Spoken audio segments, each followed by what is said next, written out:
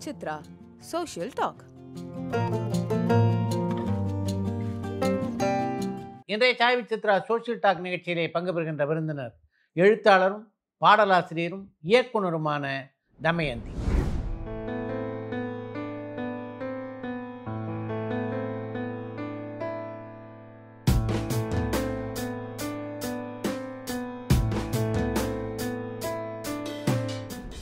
தன்னுடைய பள்ளி பருவத்திலேயே கதைகளை எழுதத் தொடங்கிய தமயந்தி இன்று வரை எழுத்தாளராக தன்னுடைய பணியை தொடர்ந்து செய்து கொண்டிருக்கிறார் என்றால் அதற்கு முக்கியமான காரணம் அவருடைய தந்தை அளித்த ஊக்கம்.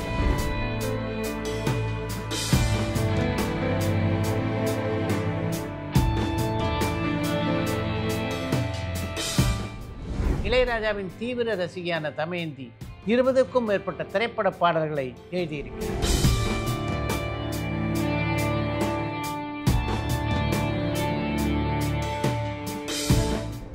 தடயம் என்ற பெயரிலே ஒரு குறும்படத்தையும், கயல் என்ற பெயரிலே ஒரு முழுநீள படத்தையும் இயக்கியுள்ள தமயந்தி திரையுலகிலும் இலக்கிய உலகிலும் தான் பெற்ற அனுபவங்கள் பலவற்றை இந்த நேர்காணலிலே பகிர்ந்து கொண்டிருக்கிறார். Chai with Chitra, Social Talk. வணக்கம். வணக்கம் சார். உங்களுடைய வாசிப்பு பழக்கத்துக்கு உங்களுடைய தந்தை தான் முக்கியமான காரணம் இல்லையா? அம்மாவும் ஒரு முக்கியமான காரணம். அப்பா வந்து ஆங்கிலத்தில் பொயட்ரி எழுதுவாங்க, அதே நேரம் வந்து நிறைய ஆங்கில புத்தகங்கள் வாசிப்பாங்க. தமிழ் சார்ந்த ஆர்வம் அப்படின்னா அது அம்மா தான். அந்த காலத்தில் வந்து சுழலும் படிப்பகம் வந்து வீட்டுக்கு வரும். பாலு சுழலும் படிப்பகம், தென்றல் சுழலும் படிப்பகம். அவங்கெல்லாம் எங்கள் வாழ்க்கையில் ரொம்ப முக்கியமான நபர்களாக இருப்பாங்க. அந்த லைப்ரரியன்ஸ் அப்படின்னு சொல்கிறவங்க வந்து இன்றைக்கும் வந்து தாம்பரத்தில் முத்தையா அப்படிங்கிற அந்த தென்றல் சுழலும் படிப்பகம் அவரோட நாங்கள் பேசிட்டு தான் இருக்கிறோம். ஏன்னா அந்த சிறு வயதில் என்னோட முதல் கதை பிரசுரமாகும்போது வந்து கொடுத்ததெல்லாம் வந்து மறக்க முடியாத ஒரு நினைவுகள். ஸோ ஆனால் அம்மாவுடைய வாசிப்பு பழக்கம்ங்கிறது ஒரு லிமிட்டட் எடிஷனாக இருந்தது. அதாவது ஒரு சில எழுத்தாளர்கள், குறிப்பாக வந்து இந்த வெகுஜன பத்திரிகைகளில் எழுதக்கூடிய எழுத்தாளர்களுடைய கதைகளை வந்து வாசிப்பாங்க. அந்த வாசிப்பு பழக்கம் அப்படியே வந்து தொத்திக்கிச்சு. அப்புறம் அந்த குழந்தை பருவத்து தனிமை இருக்கு இல்லையா, அதில் வந்து இன்னொரு உலகத்துக்குள்ளே நம்ம பிரவேசிக்கிற மாதிரி ஒவ்வொரு கதைக்குள்ளேயும் பிரவேசித்து போகிற ஒரு வழக்கம் தான். ஆனால் அப்பா எப்போவுமே வந்து அதில் ரொம்ப சப்போர்ட்டிவாக இருந்தாங்க. நான் எழுதுறதுல பெண் எழுதணும், என் மகா எழுதணும் அப்படிங்கிறதுல ரொம்ப சப்போர்ட்டிவாக இருந்தாங்க. ஒரு இந்த கங்காரு குட்டி சுமந்துட்டு போகிற மாதிரி நான் எழுத வந்தப்போ ஒரு +1 படிச்சுட்டு இருந்தேன். முதல் கதை விகடனில் பிரசுரமாகும்போது 10th லீவில் வந்து விகடனில் கொடுக்குறேன். எனக்கு எப்படி கொடுக்கணும்னு கூட தெரியாது. அந்த மாதிரி இருக்கும்போது கையை பிடிச்சி கூட்டிகிட்டு போகிறது இருக்கு இல்லையா, ஒரு சிற்றூர்லேருந்து வரக்கூடிய ஒரு பெண்ணை வந்து நகர்த்திட்டு போகிறதே பெரிய விஷயம். ஆமாம், நகர்த்திட்டு போகிறதே, எழுதுறத வந்து என் மகா எழுதுவான்னு 4 பேர்கிட்ட சொல்கிறத, அதெல்லாம் வந்து ரொம்ப முக்கியமான விஷயமா பார்க்குறேன். அந்த காலகட்டத்தில் எந்தெந்த எழுத்தாளர்கள்லாம் விரும்பி படிச்சிங்க நீங்கள்? நான் ஆரம்பத்தில் வாசிக்கும் பொழுது சிவசங்கரி, வாசந்தி எனக்கு ரொம்ப பிடிக்கும். ரொம்ப பிடித்த ஒரு எழுத்தாளர்.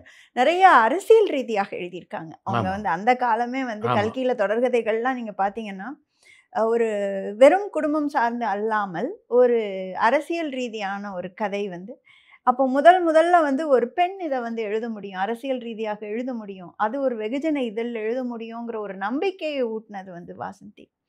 அதுக்கப்புறம் வந்து அம்பை தான். அம்பை வந்து என்னோட வெர்ச்சுவல் மதர் மாதிரி. நான் அவங்கள பார்த்ததே இல்லை அந்த காலகட்டங்கள்ல. ஆனால் அவ்வளோ பெரிய ஒரு மாறுதலை என்னோட வாழ்க்கையில் வந்து கொடுத்தாங்க. என்னுடைய பார்வையில் நான் இதை வந்து என்னோட வாழ்க்கையை நான் தேர்வு பண்ணிக்கலாம் அப்படிங்கிற ஒரு விஷயத்த வந்து எனக்கு நம்பிக்கையூட்டி சொல்கிறதா இருக்கட்டும். ஏன்னா நிறைய கட்டுப்பாடுகள் இருக்கும் ஒரு சிற்றூரில் மதம் சார்ந்து இயங்கும்போது. அவ்வளோ தூரத்துக்கு ஒரு கட்டுப்பாடோட ஒரு வாழ்க்கை, இதெல்லாம் எழுதக்கூடாது, இதை பற்றி எழுதலாம். அப்போ பெண் உடல் வந்து ஒரு சாதாரணமான விஷயம் அப்படின்னு அம்பை கதைகள் எனக்கு சொல்லிச்சு.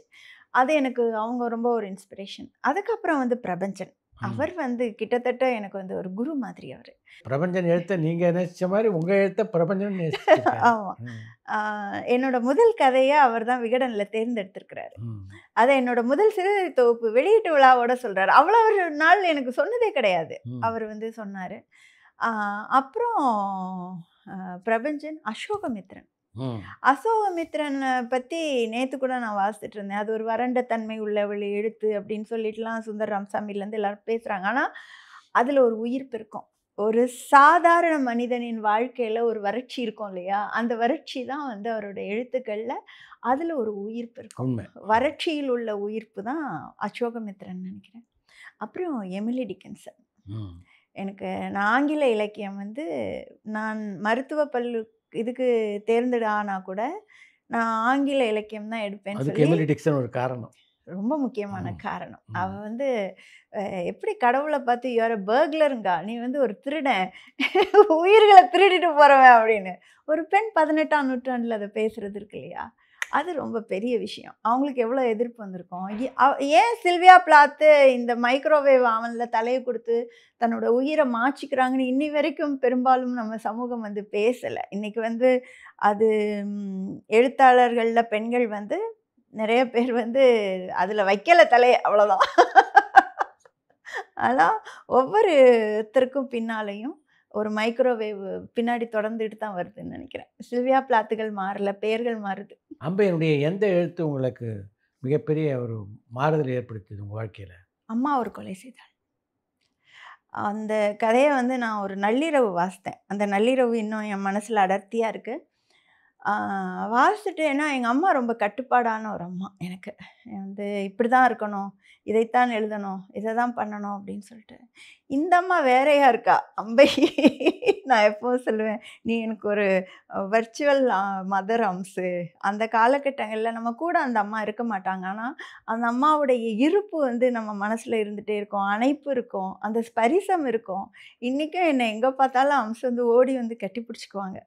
அது ரொம்ப முக்கியமான அதில நிறைய பேச்சு இருக்கும். அந்த ஒரு அணைப்புல வந்து இருக்கும். ஸோ அம்பையோட அதுவும் உடல் அரசியல் பத்தி அம்பையோடது ரொம்ப நுட்பமா இதுவரைக்கும். அப்புறம் ஒரு காலகட்டத்தில அந்த தமிழ் சிறுகதை உலகத்தில பெண்கள் குறித்த பார்வைய மாத்துனது அம்பை தான்.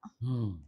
அதில அவங்களோட வீச்சு வந்து ஆண்டாண்டு காலம் நிற்கும். இவருடைய எழுத்துக்களை எல்லாம் படிக்க தொடங்கினதுக்கு பின்னால வெகுஜன எழுத்தாளர்களை வந்து நீ படிக்கிறத தவிர்த்துட்டீங்களா? அப்படிலாம் கிடையாதுங்க. ம். எனக்கு வந்து பாலகுமாரன் அந்த காலத்துல 13 வயதுல ரொம்ப பிடிக்கும். அவரோட இரும்பு குதிரைகள் ம். இன்னைக்கும் எனக்கு பிடித்த ஒரு இது. நம்ம வந்து எனக்கு இந்த பாகுபாட்டுல நம்பிக்கை கிடையாது. ம். நான் எழுதினது எல்லாமே வெகுஜன இதழ்கள்ல தான் எழுதினேன். நீங்க எங்க எப்படி செயல்படுறீங்கிறது தான் முக்கியம்னு நினைக்கிறேன். அவங்க எல்லாரையும் நான் இன்னி வரைக்கும் தொடர்ந்து எல்லாம் வாசித்துட்டு இருக்கிறேன். எனக்கு வந்து அந்த வாசிப்புல பேதமே இல்ல. என்னோட ரசனையில வந்திருக்கு. உங்களுடைய முதல் சிறுகதை பிரசுரமான போது எப்படி இருந்தது? அது வந்து விகடன்லேருந்து ஒரு போஸ்ட் கார்டு வரும்ல. அவன் 3 மாசம் பிரசுரத்துக்கு ஒண்ணுமே இல்ல. தேர்ந்தெடுக்கப்பட்டது. ஒண்ணுமே ஆமா. தேர்ந்தெடுக்கப்பட்டிருக்கு. நான் ஜாக்பாட் பரிசு போட்டில 2 கதை குடுத்தேன். 2மே தேர்வாயிட்டு. ம். அப்போ மனசுல லேசா ஒரு சிறகு முளைச்சிருச்சு. அப்புறம் அந்த தென்றல் சுழலும் படிப்பகம் முத்தையா இருக்கிறார் இல்லையா? அவர் தான் கொண்டு வந்து குடுத்தாரு. ஆனாலும் ஒரு கூச்சம். என் கதை அதில இருக்குன்னு யார்ட்டயும் சொல்லல. வாங்கிட்டு போய் நேரா உட்காந்து ஒரு சிறு அறை இருக்கும். இந்த மாரி ஒரு அடுக்கு இருக்கும். எங்க அப்பா எனக்குன்னு ஒரு மோனோ ஸ்பீக்கர் பிலிப்ஸ் பெட் டேப் ரெக்கார்டர் இருக்கும். அதுக்கு ஒரு மோனோ ஸ்பீக்கர் எங்க அப்பாவே செஞ்சாங்க. எங்க அப்பா ஒரு கிட்டாரிஸ்ட். ம். அவங்களே செஞ்சு குடுத்து, அதில வந்து இளையராஜாவோட பாட்ட போட்டுக்கிட்டேன். ம். என் புக்க வந்து திறந்து வச்சுக்கிட்டேன். எனக்கு இளையராஜானா அவ்ளோ பிடிக்கும். ம். திறந்து வச்சு அத பார்க்குறேன். ஜெயராஜோட படம். ஃபர்ஸ்ட் எடுத்தோனே ஜெயராஜோட அருமை. படம். ம். ஒரு ஆப்பிரிக்க இளைஞன் இங்க ரிசர்ச் பண்ண வர்றவன் ஒரு பிராமண பெண்ண காதலிக்கிறான். இதான் அந்த கதை. ம். அப்போ அத வாசிக்கிறேன். 2, 3 தடவ வாசிக்கிறேன். நேரா எங்க அப்பாட்ட எடுத்துட்டு போறேன். எங்க ம். அப்பாட்டையும், அம்மாட்டையும் எடுத்துட்டு போய் என்னோட கதை வந்திருக்கு அப்படின்னு. அப்பா வந்து அப்படியே உச்சி முகர்றாரு என்ன. அனைத்து வந்து உச்சி முகர்றாரு. அன்னைக்கு இரவு கிட்டத்தட்ட ஒரு 60, 65 தூங்கவே இல்ல அந்த இரவு. ஒரு 60, 65 தடவ என் கதைய நானே வாசித்துட்டு இருந்தேன். ஒரு அதாவது ஏன் இந்த சுழலும் படிப்பகம் முத்தையா என்னோட வாழ்க்கையில முக்கியமானா இருக்காங்க. அந்த தபால்காரர் அவர் வந்து ரொம்ப உயரம் கம்மியா இருப்பாரு. இன்னும் எனக்கு அவருடைய சித்திரம் வந்து மனசுல இருக்கு. அவர் கொண்டு வந்து குடுத்த அந்த தபால் கார்டு. இந்த கதையோட சம்மந்தப்பட்ட விஷயங்கள் இருக்கு இல்லையா? அது எல்லாமே அவ்வளோ பேரழகான விஷயங்கள். உங்களுக்கு அன்னைக்கு துணையாக இருந்த இளையராஜாவை எப்போ சந்திச்சிங்களா? இல்ல. நான் வந்து சமீபத்தில ஒரு நண்பர பார்க்கறதுக்காக சென்றிருந்தபோது, அவரோட ஒரு தொலைக்காட்சியில வந்து அவரோட நிகழ்ச்சி இருந்தது. அப்ப அவர் வந்து கேட்குறாரு. நான் போறேன். அவரு இதா இருக்கு. நான் தூரத்துலேருந்து பார்க்குறேன். அவர் ஸ்டேஜில உட்காந்து அந்த நிகழ்ச்சி நடந்துட்டுருக்கு. அப்ப அவர் கேட்குறாரு, "உங்கள்ல யாராவது வந்து காதல் மையம் கொண்டு இருக்கீங்களான்னு?" கேட்டாரு. எந்திரிச்சு, "ஆமா நான் தான்" அப்படின்னு சொல்லிடலான்னு நெனச்சேன். அப்புறம் வேண்டான்னு உட்காந்துட்டேன். அவ்வளோ பிடிக்கும் எனக்கு இளையராஜானா. அவர் ஒரு முறை இயக்குனர் லெனின் பாரதி, நான் சந்திராலாம் ஒரு பயணம் போயிட்டு இருந்தப்போ அவர் சொன்னார், இளையராஜா இல்லாத ஒரு தமிழ் இசையையோ தமிழ் திரையுலகத்தையோ இல்லை தமிழ் நாட்டையோ நம்மளால் நினைக்கக்கூட முடியாது. உண்மை. எல்லா மனிதர்களுக்கு உள்ளேயும் அவர் ஒரு ஆன்மாவாக நிறைஞ்சிருக்கார். அதுதான் பேருண்மை. நாங்கெல்லாம் அந்த காலத்தில் வந்து பள்ளிக்கூடம் படிக்கும்போது தான் அந்த ஹவு டு நேம் இட் வருது. அது தேடி தேடி வந்து சைக்கிளில் போவோம். அப்போ அது பெடல் மிதிக்கும் போதே அப்புறம் அறிவுமதி அண்ணன் வந்து பாலுமேந்திரா வீடு படத்துக்காக கூப்பிட்டு போய் காட்டுறாரு. அப்போ அங்கே ரத்னா தேட்டர்னு ஒரு தேட்டர் உண்டு திருநெல்வேலியில். அதில் தான் வீடு வெளியாகுது. நாங்கள் ஃபஸ்ட்டு ஷோ பார்க்குறோம். என்னென்னா ஒரே காரணம், அதில் ஹவு டு நேம் இட் வந்து யூஸ் பண்ணியிருக்காங்க. அதில் அந்த தாத்தா வந்து அந்த படி முதல்ல வந்து அந்த படியில் வந்து கால் வச்சோன்னு அது வரும். உடனே அந்த ரஜினி படம்லாம் பார்ப்போம்ல, தாள்லாம் கிழிச்சு போட்டு அப்படி பார்த்தோம் அந்த படத்தை. அது ஒரு கொண்டாட்டம். அறிவுமதி நல்ல பழக்கமா உங்களுக்கு? அண்ணா நல்ல பழக்கம். எனக்கு ஜெகன் ஒரு நண்பர் இருந்தார். அவருமே வந்து தாய் பத்திரிகையில் அப்போ வந்து பழனி பாரதி அவர் வேலை பார்த்துட்டு இருந்தார். பழனி பாரதி வந்து நல்ல கதைகள் எழுதுகிறவங்க அப்படின்னு சொல்லி ஜெகன் வந்து அவருடைய நண்பர். ஜெகன் வந்து நிறைய தொலைக்காட்சி தொடர்களுக்கு எழுதியிருக்கிறாரு, நிறைய மொழிபெயர்ப்புகள் பண்ணியிருக்கிறாரு. ஸோ அவர் கடிதம் எழுதி, அந்த காலமெல்லாம் கடிதம் தானே, கடிதம் எழுதினார். கடிதம் எழுதும் பொழுது அப்போது ஜெகன் என்னை கூட்டி கொண்டு போய் அறிவுமதி அண்ணன் வீட்டில் அறிமுகம் பண்ணாங்க. பள்ளி பருவத்திலேயே நீங்கள் வந்து கதை எழுத ஆரம்பிச்சிட்டிங்க. ஆனால் கல்லூரி நாட்கள் அதை தொடர்ந்தீங்களா? ஆமாம். அது என்னன்னா, நான் முதல்ல இந்த ஆனந்த விகடனுக்கு எழுதுறதுக்கு முன்னாடி சாவின்னு ஒரு பத்திரிகை உண்டு. அப்போ வந்து இப்போ தினமணி கதிரில் வந்து ஆசிரியராக இருக்கிற திரு வைத்தியநாதன், சதீஷ் வைத்தியநாதன் தான் அப்போ அதில் உதவி ஆசிரியராக இருந்தார். அவருக்கு நான் வந்து ஒரு கதை, அதாவது அது திருப்பி அனுப்பணும்னு கூட தெரியாது எனக்கு, கவர் வச்சு அனுப்பணும் அப்படிலாம் தெரியாது. அதை நான் எழுதினேன். அந்த கதை பேர் வந்து பொழுது விடியும் என்று. அப்போது அவர் பதிலுக்கு அது ஒரு வாரத்திலே திரும்பி வந்துருச்சு. அவரே கவர் வச்சு அனுப்பி ஒரு 4 பக்கத்துக்கு எனக்கு ஒரு கடிதம் எழுதியிருந்தார். இதில் வந்து சம்பவத்தை மட்டுமே வந்து ஒரு கதையாக எழுதியிருக்கிறீங்க, ஆனால் ஒரு சம்பவம் மட்டுமே கதையாக ஆகாது, அதுக்கு ஒரு ஸ்ட்ரக்சர் இருக்குது, ஆனால் வார்த்தைகளில் ஒரு வசீகரம் இருக்குது, அதை பயிற்சி ஆக்குனீங்கன்னா நீங்கள் நிச்சயமாக நல்ல எழுத்தாளராக வருவீங்கன்னு சொல்லி. அப்போது அந்த ஊக்கம் எனக்கு மிக ஆதரவாக இருந்தது. தினமும் ஒரு கதை எழுதுவேன், எழுதி அவருக்கு தபாலில் அனுப்புவேன். அவர் தினமும் அதை இரவு வீட்டுக்கு வந்து வாசித்துட்டு அவர் எனக்கு அதை பற்றி ஒரு கடிதம் எழுதுவார். ஆமாம், அந்த கதையை மறுபடியும் அவருக்கு அனுப்புவேன். அதே நேரம் இன்னொரு கதை எழுதியிருப்பேன் அன்னைக்கு, தினமும் ஒரு கதை. அப்போ வந்து விகடனில் தொடர்ந்து பாலசுப்ரமணியன் ஐயா தான் இருந்தாங்க, விஎஸ்வி ஐயா 2 பேரும் இருந்தாங்க. விஎஸ்வி ஐயா எனக்கு ஃபோன் போடுவார், என்னம்மா கதை எழுதலையா, ஆசிரியர் கேட்குறாரு உன்ட்ட கதையை அப்படின்னு. யோசிப்பேன், நான் தெற்கு கோடியில் இருக்கிறேன், நான் யாரும் கிடையாது அவங்களுக்கு, நான் எழுதினான்னு எழுதாட்டி என்ன. ஆனால் அந்த ஒரு ஊக்கம் பண்ணணும் ஒரு பெண்ணை அப்படின்னு அவங்க நினைக்கிற அந்த அவங்களால தான் கட்டமைக்கப்பட்டிருக்கேன். அதே மாதிரி கல்கி ராஜேந்திரன் அவர்கள், அவர் வந்து ஒரு வாரம் விட்டு ஒரு வாரம் என்னோட கதை அப்படி பிரசுரமாகும் நான் கல்லூரியில் படிக்கும் பொழுது.